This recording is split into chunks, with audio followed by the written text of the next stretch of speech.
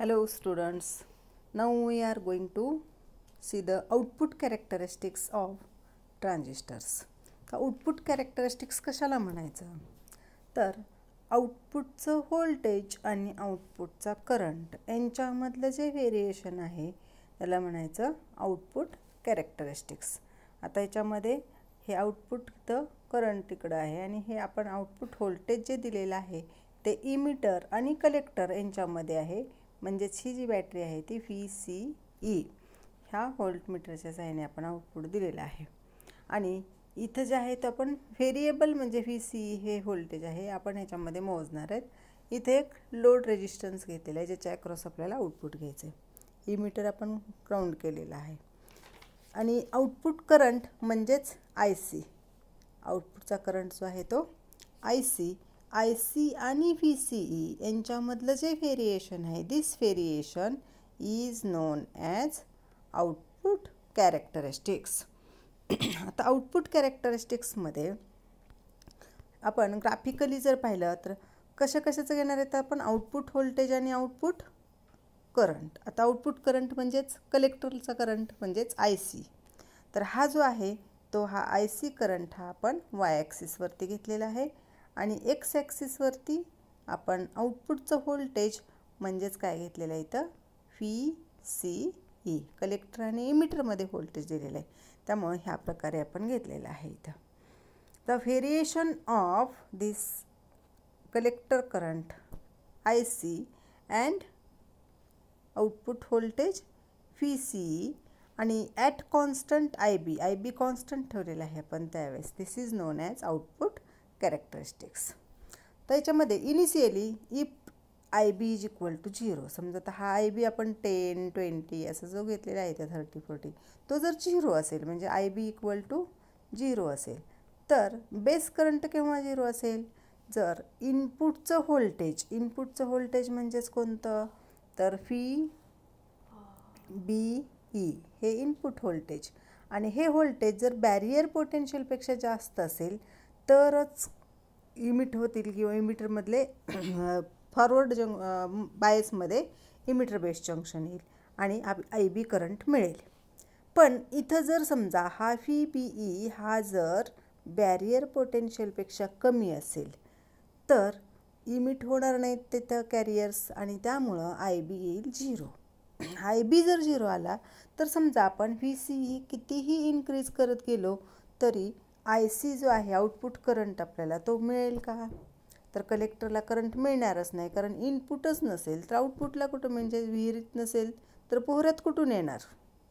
म्हणजेच आपल्याला काय म्हणता येईल इनपुटला जर करंट नसेल तर आउटपुटला कसा करंट मिळणार. म्हणून इनपुट IB जर 0 असेल तर IC सुद्धा 0 असेल आणि तो जो रिजन आहे हा या रिजनला म्हणायचं कट ऑफ रिजन. या रिजनला काय म्हणायचं कट ऑफ रिजन. आता जर समजा आपण बॅरियर पोटेन्शियलपेक्षा इनपुट पोटेन्शियल वाढवलं म्हणजेच VBE is greater than barrier potential मग आता त्यावेळेस IB is not equal to 0 म्हणजेच IB असेल समथिंग कॉन्स्टंट ठेवलं आपण आणि IC आता जर आपण घेतलं म्हणजेच करंट जर पाहिला आपण कलेक्टरचा विथ VCE म्हणजे यावेळेस आता आपण हळूहळू VCE वाढवत गेलो. आता IB आपण समजा एक 10 किंवा मायक्रोएम्पियर किंवा 20 मायक्रोएम्पियर असा ठेवलेला असेल 10 मायक्रोएम्पियर ठेवला आणि VCE वाढवत गेलो. VCE जसं वाढवत जाऊ आपण तसं आपल्याला इथं दिसतं की IC सुद्धा वाढत गेलेला आहे. ह्या ॲक्सिसवरती IC आहे. VCE वाढत गेले इकडं आपण मग आता इथं आपण 2, 4 असं घेतलेलं आहे तर 0 नंतर इथपर्यंतच वाढलेलं दिसते आपल्याला. तिथून पुढं थोडासा कर्व दिसतो असा आणि नंतर इथं आपल्याला स्ट्रेट लाईन दिसते. म्हणजे साधारणपणे 0.1 ते 2 व्होल्ट इथपर्यंतच हे काय होईल तर जसं आपण VCE वाढवू तसं IC वाढत जाईल. म्हणजेच IC is directly proportional to VCE किंवा IC इन्क्रीजेस विथ VCE कुठपर्यंत till voltage becomes 0.1 to 0.2 volt. Next त्याचं काय होतं तर आपल्याला थोडासा कर्व मिळतो म्हणजेच it is not directly proportional म्हणजेच now IC is not directly proportional.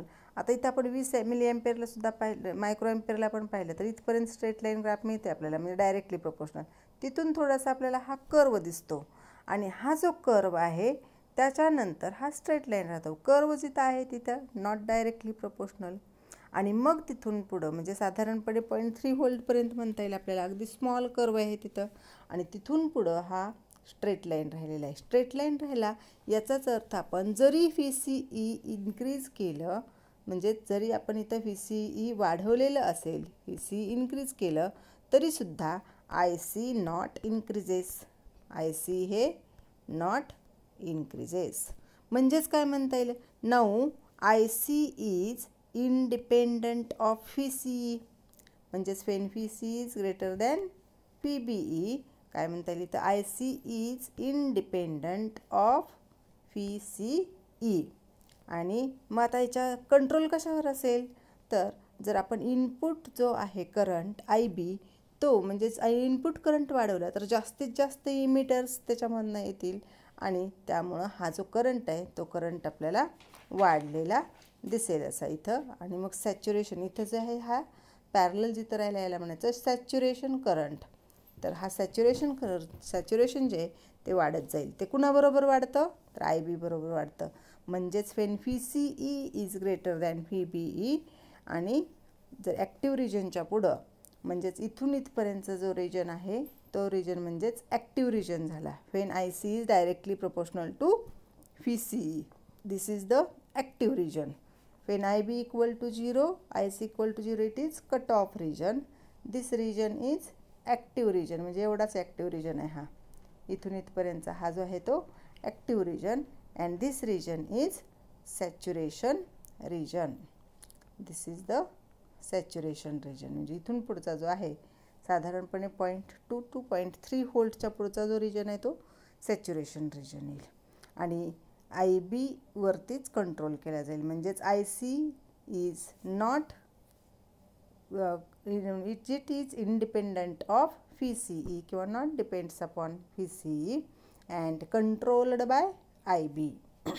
आता याचा रेजिस्टन्स जो आहे तो रेजिस्टन्स आउटपुट रेजिस्टन्स. मग आउटपुट रेजिस्टन्स म्हणजे काय, तर रेजिस्टन्स म्हणजेच व्होल्टेज अपॉन करंट. मग आउटपुटचं व्होल्टेज अपॉन आउटपुटचाच करंट म्हणजेच काय येईल, आउटपुट रेजिस्टन्स. म्हणून आपल्याला काय म्हणता येईल, तर आउटपुट डायनॅमिक रेजिस्टन्स ROने दाखवतात हा. And it is equal to काय म्हणता येईल, तर change in collector emitter voltage to change in collector current. This ratio is known as output resistance. Input resistance आणि output resistance and both are measured in ohm. हा कशामध्ये मोजतात, तर ओहममध्ये मोजतात. हा झाला output resistance. These are the output characteristics of common emitter amplifier. तर या प्रकारे आपण या ॲम्प्लिफायरचा हे circuit diagram, this is the amplifying circuit characteristic study करण्यासाठी हे ॲम्प्लिफाईंग सर्किट असेल. इथं हा इनपुट कॅरेक्टरिस्टिक्स आणि इकडं आउटपुट कॅरेक्टरिस्टिक्स. तर इथं तुम्हाला सेपरेट इनपुट कॅरेक्टरिस्टिक किंवा आउटपुट कॅरेक्टरिस्टिक विचारलं तरी दोघांसाठी ही डायग्राम मात्र हीच काढावी लागणार आहे. सर्किट डायग्राम जे आहे ते ही सर्किट डायग्राम या प्रकारे वापरावी लागेल. जरी क्वेश्चन वेगवेगळे विचारले तरी म्हणजे इनपुट कॅरेक्टरिस्टिक्सला पण काढायची ही डायग्राम आणि आउटपुट कॅरेक्टरिस्टिकला सुद्धा काढायची. आणि दोन्ही विचारले असेल तर मग एकदाच काढायची. Okay, thank you. हे पुस्तक